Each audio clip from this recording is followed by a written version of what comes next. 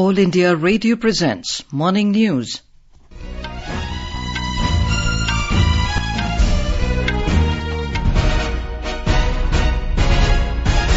Good morning. I'm Anuja Kumar and with me is Vaibhav Jyotsna Srivastav. The headlines. Prime Minister Narendra Modi and his Australian counterpart Scott Morrison to hold second India-Australia Virtual Summit today. Prime Minister calls upon people to promote Made in India products to make the country self-reliant. Acting Chief Minister of Manipur N. Biren Singh elected leader of BJP Legislature Party unanimously. Newly elected BJP MLAs in Uttarakhand and Goa to meet today to elect their leaders. EPFO adds 15,29,000 new subscribers during January this year. Pakistan Prime Minister Imran Khan praises India's foreign policy as independent and people-centric. And world number one Victor Axelsen beat Lakshya Sen in men's singles final of All England Open Badminton Championship in Birmingham.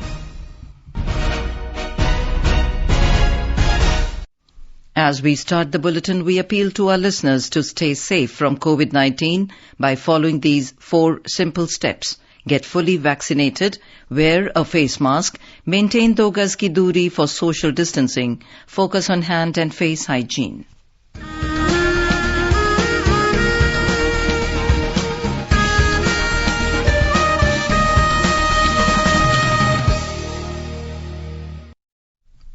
As our nation celebrates the 75th year of independence, a series of events are being organized by the government as a part of Azadi Ka Amrit Mahotsav. To commemorate the occasion, as a Jan Utsav, All India Radio News brings its listeners a special quiz on India's freedom movement and its glorious history. The quiz is being conducted every Monday and Tuesday in the morning news since 16th of August and will continue till 15th August 2022. India Post has joined hands as the logistics partner with All India Radio News for the Amrit Mahotsav quiz. And coming to our 63rd question of the Amrit Mahotsav quiz in English. Name the revolutionary who established Dipali Sangh in 1923, an association to empower women socially, politically and to make them financially independent. She also established Mahila Atma Raksha Fund, one of the first women self-defense martial arts group. I repeat the question.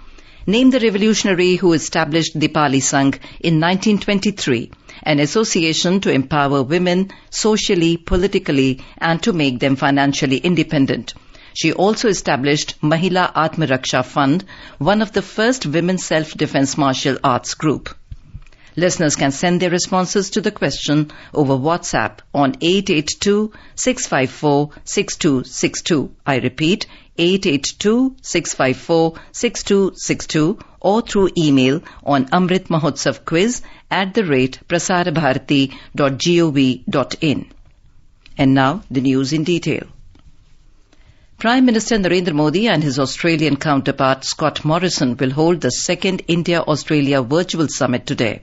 External Affairs Ministry said the summit follows the historic first virtual summit which was held on 4th of June in 2020 when India-Australia bilateral relationship was elevated to a comprehensive strategic partnership. During this virtual summit, the 2 leaders will take stock of progress made on various initiatives under the comprehensive strategic partnership. A report.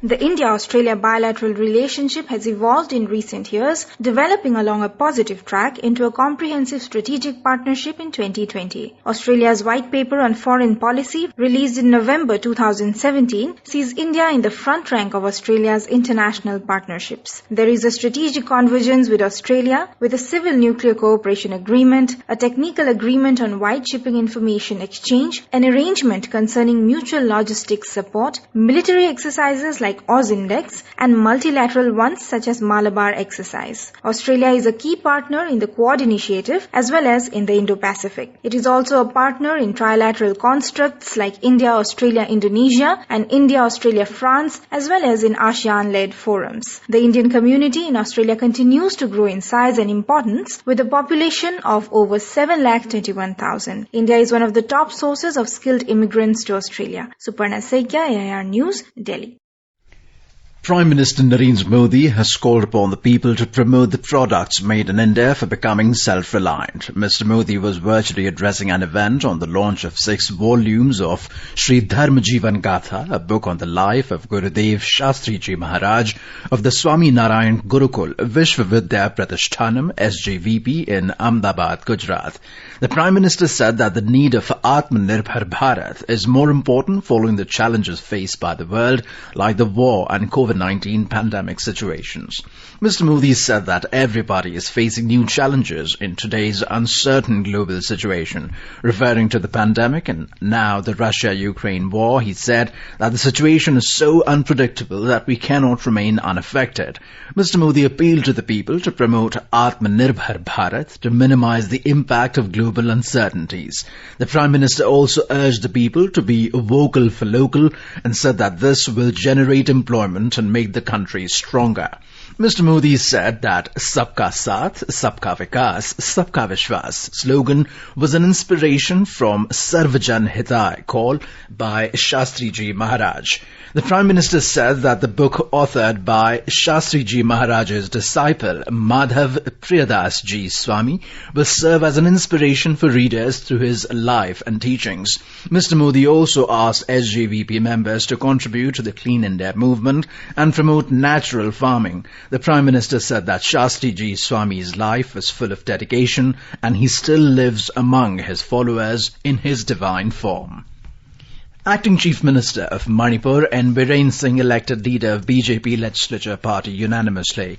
BJP's Central Observer and Union Finance Minister Nirmala Sitharaman made the announcement after a closed-door meeting with BJP MLAs at the state party headquarters yesterday.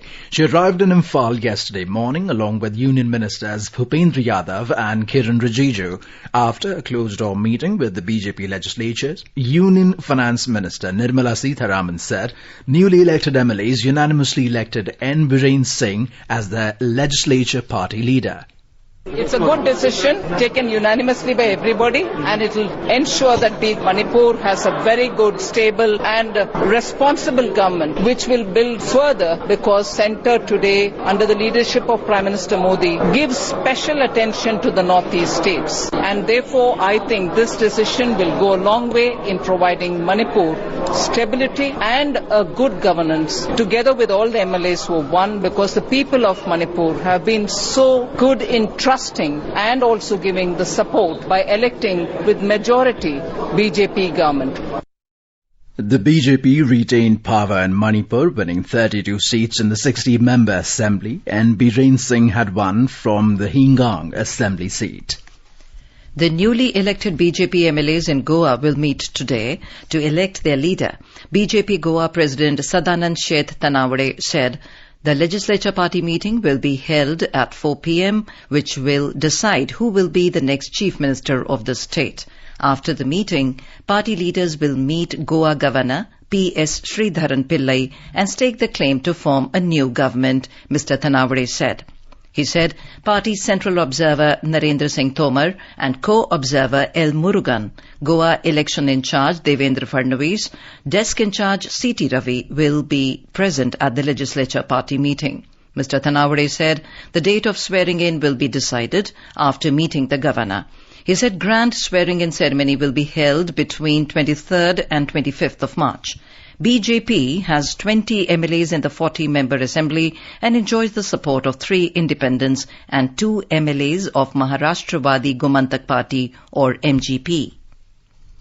Newly elected BJP MLAs of Uttarakhand will meet in Dehradun today to elect their leader, who will be the next chief minister of the state. BJP has stormed back to power for an unprecedented second successive term in the hill state. The BJP Legislative Party will meet in the evening after the MLAs have taken the oath as members of the State Assembly. Party's central observers and union ministers Rajnath Singh, Meenakshi Lekhi will arrive in Dehradun today to attend the meeting.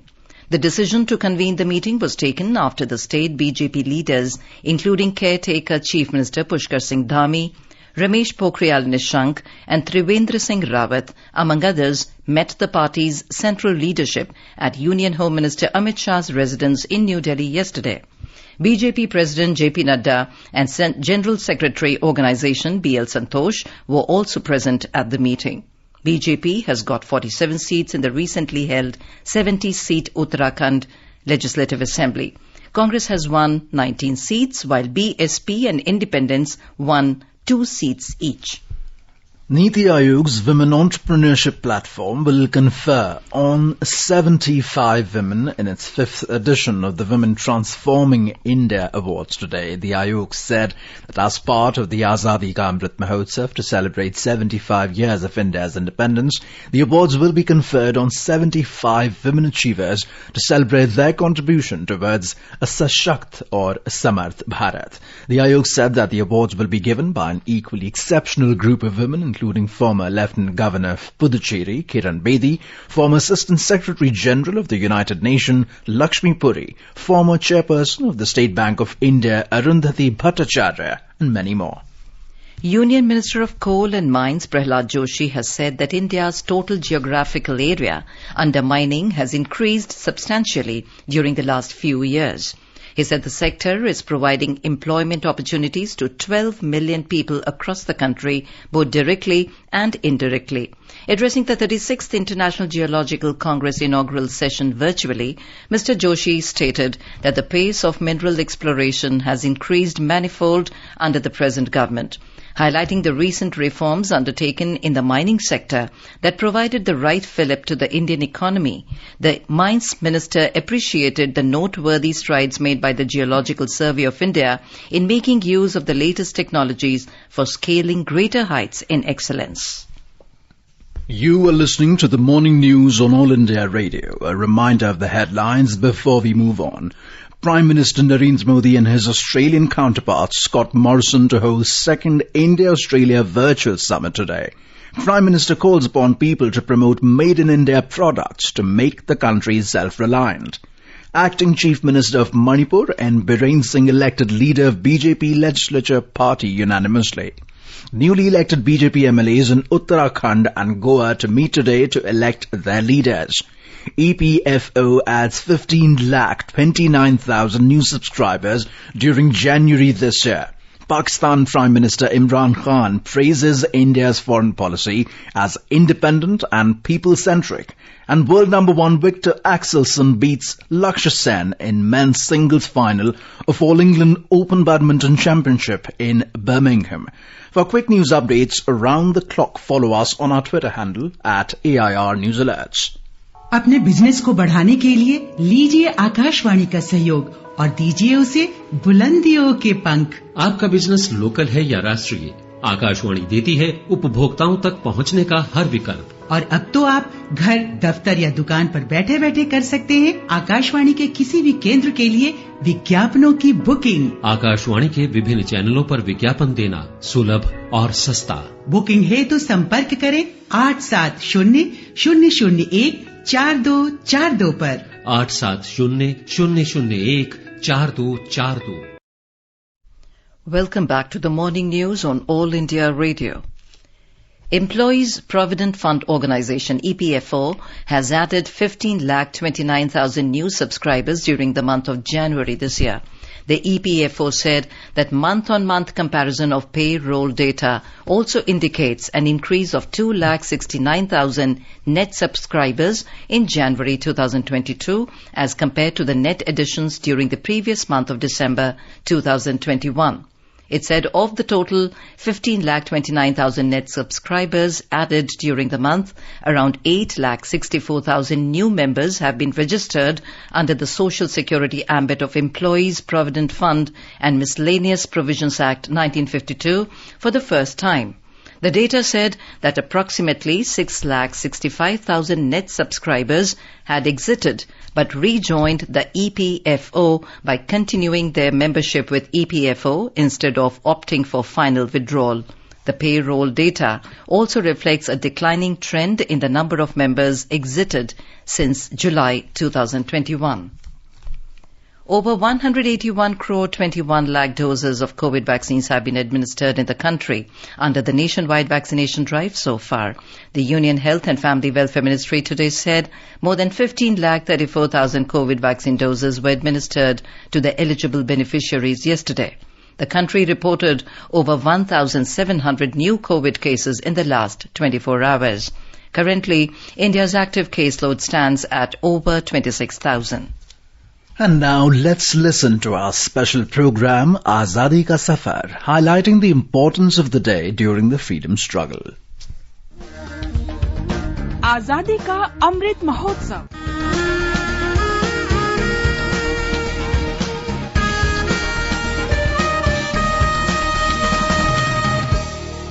Azadi Ka Safar with AIR News, Birth of a Nation. India's glorious freedom struggle is one of the greatest struggles the modern world has ever witnessed. AIR News brings you a glimpse of the struggle every day.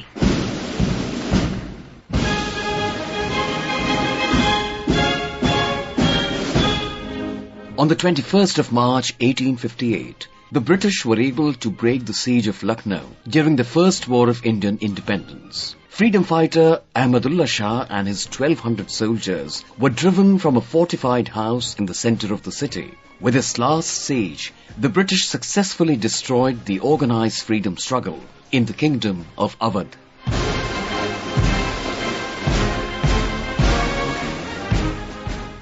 Awadh had been annexed by the East India Company in 1856.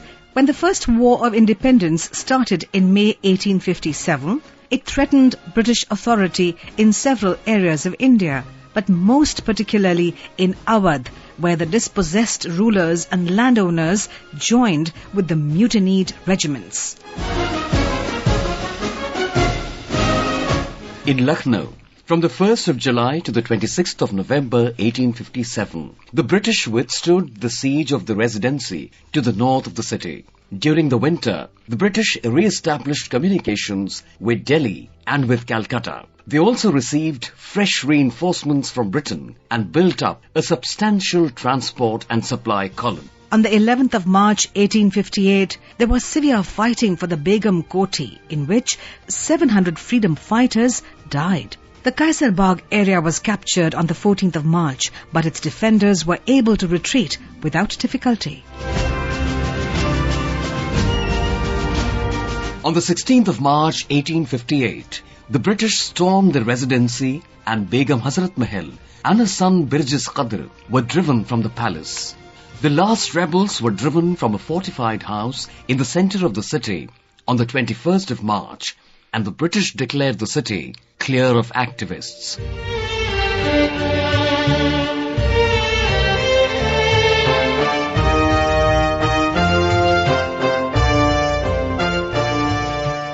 We also remember revolutionary freedom fighter Prafulla Nalini Brahmo, who was arrested by the British police on the 21st of March 1932 in connection with the murder of the British official Stevens.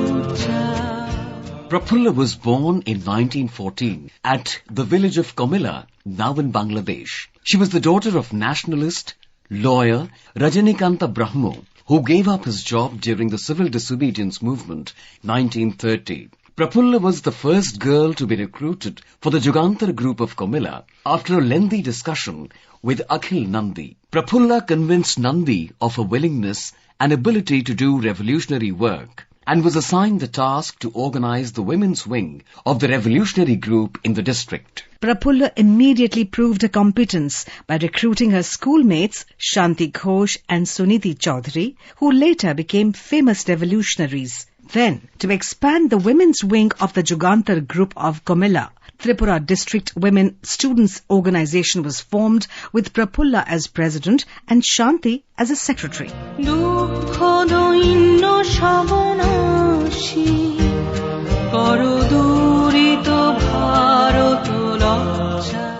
After being arrested for the murder of Stevens, Prafulla was detained in Comilla jail. She was made a détenue due to lack of evidence. On the 30th of May 1932, she was transported to Hijli jail. In April 1936, she was released and interned in her own house at Comilla. During the internment, she became a victim of appendicitis.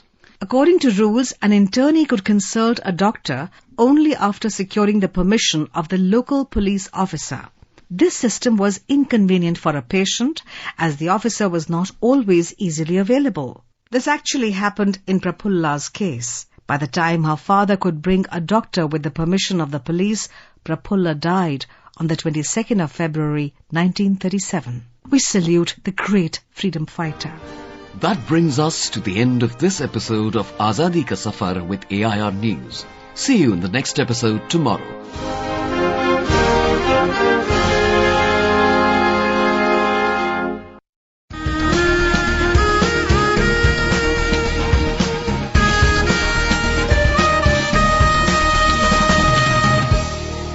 आजादी के आंदोलन के खजाने में ऐसे ढेरों शब्द जिन्होंने बदल दिए इतिहास। तारीख बदलने वाले लफ्जों पर आकाशवाणी समाचार प्रसारित कर रहा है विशेष कार्यक्रम धरोहर हर सोमवार।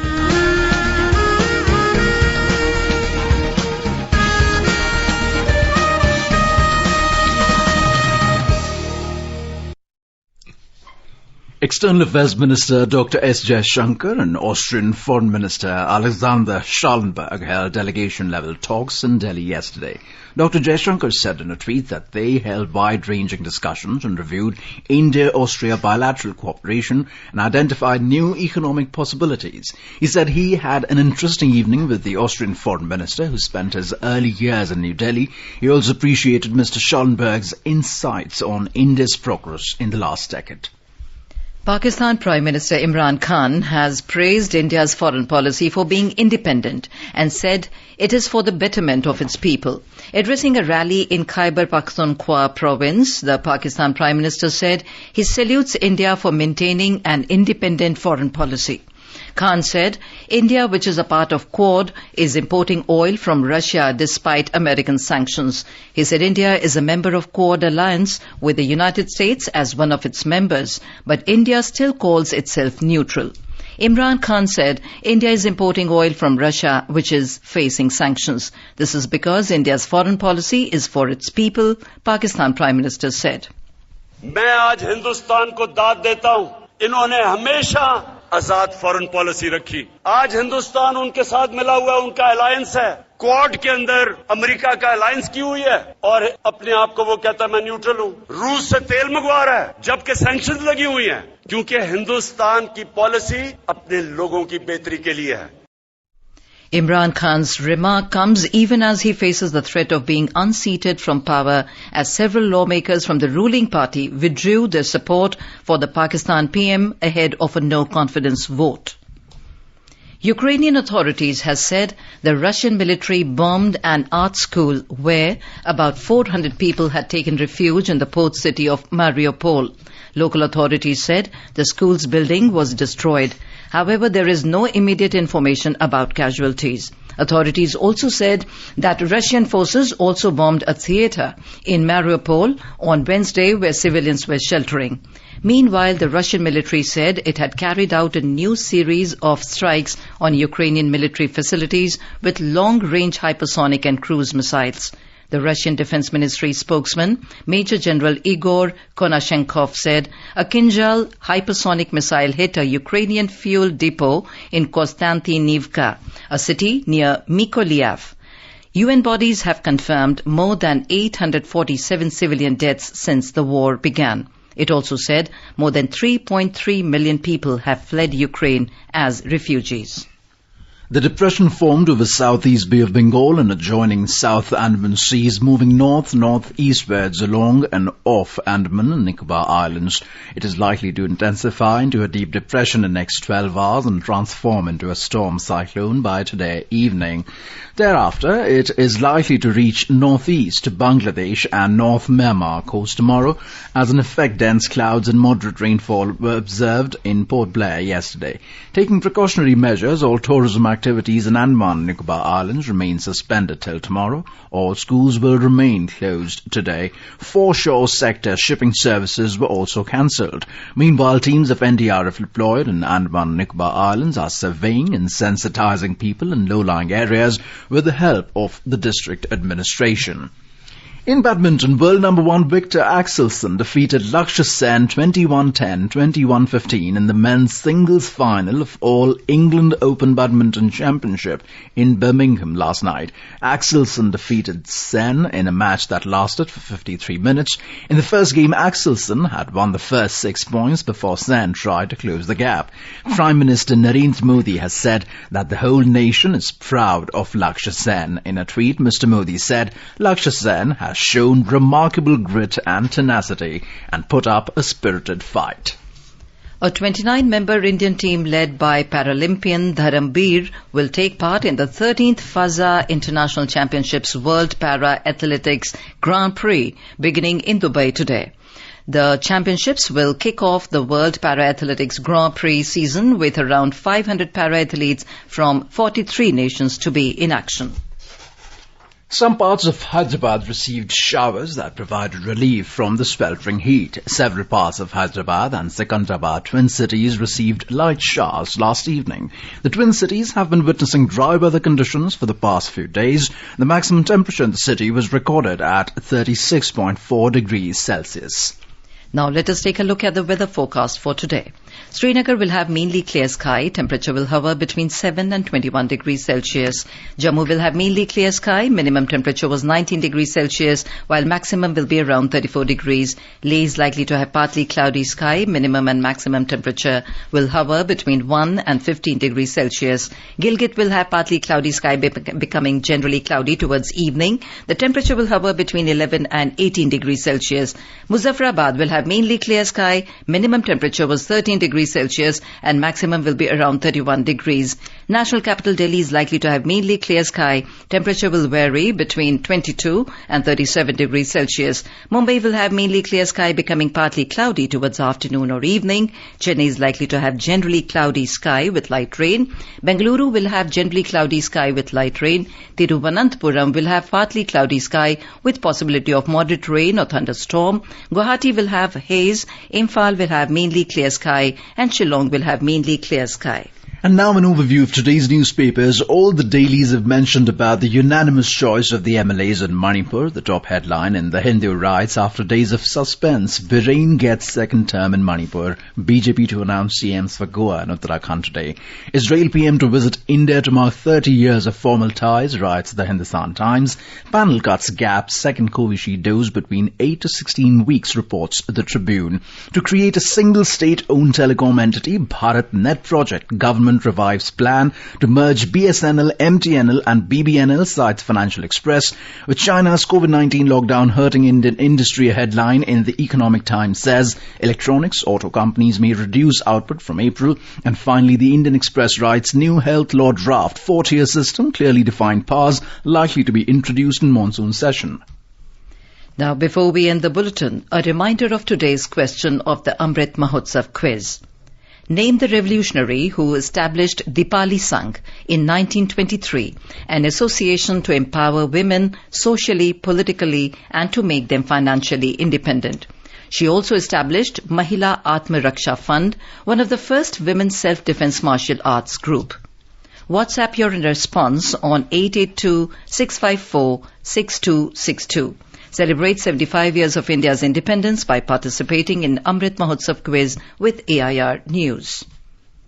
And now, before we end the bulletin, the headlines once again. Prime Minister Narendra Modi and his Australian counterpart Scott Morrison to hold second India-Australia virtual summit today. Prime Minister calls upon people to promote Made in India products to make the country self-reliant. Acting Chief Minister of Manipur, N. Biren Singh, elected leader of BJP Legislature Party unanimously.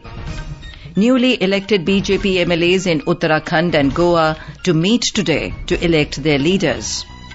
EPFO adds 15,29,000 new subscribers during January this year. Pakistan Prime Minister Imran Khan praises India's foreign policy as independent and people-centric. And World number 1 Victor Axelsen beat Lakshya Sen in men's singles final of All England Open Badminton Championship in Birmingham.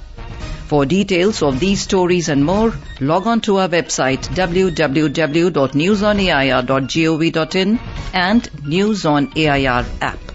And with that we end the morning news.